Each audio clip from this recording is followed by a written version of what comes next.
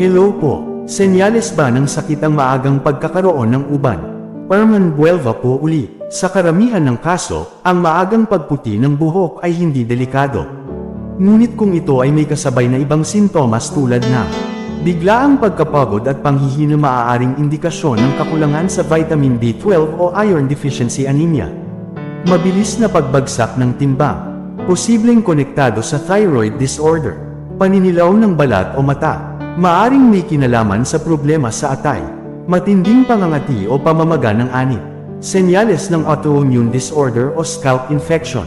Kung may ganitong sintomas, mas mainam na magpatingin sa doktor upang masuri ang kondisyon ng iyong kalusugan. 3 natural na paraan upang maiwasan ang maagang pagkakaroon ng uban. Una, kumain ng pagkaing mayaman sa nutrients. Vitamin B12, makikita sa itlog, gatas, isda, at karne. Copper, nakukuha sa nuts, whole grains, at seafood. Iron at zinc, makikita sa malunggay, spinach, red meat, at legumes. Pangalawa, iwasan ang labis na stress. Mag-relax, mag-meditate, at magkaroon ng sapat na tulog. Ang stress management ay nakakatulong upang maiwasan ang oxidative stress sa katawan. Pangatlo, gumamit ng natural herbal oils at remedy para sa buhok. Coconut oil, pampalakas ng hair follicles at proteksyon laban sa hair damage. Amla Indian gooseberry, mayaman sa vitamin C na tumutulong sa pagpapanatili ng melanin. Bringebrush oil, isang Ayurvedic oil na ginagamit upang pabagalin ang premature graying. Ika-4, iwasan ang sigarilyo at alak.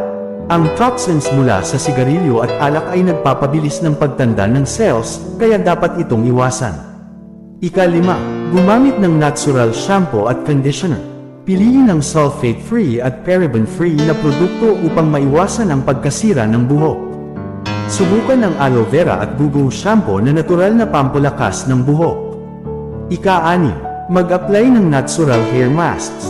Coconut oil at lemon juice, pampanatili ng natural na kulay ng buhok. Onion juice at olive oil, pampalakas ng hair roots at pampabagal ng paglabas ng uban.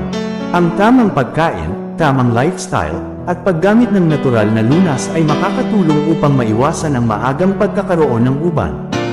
Ingat po palagi. God bless po.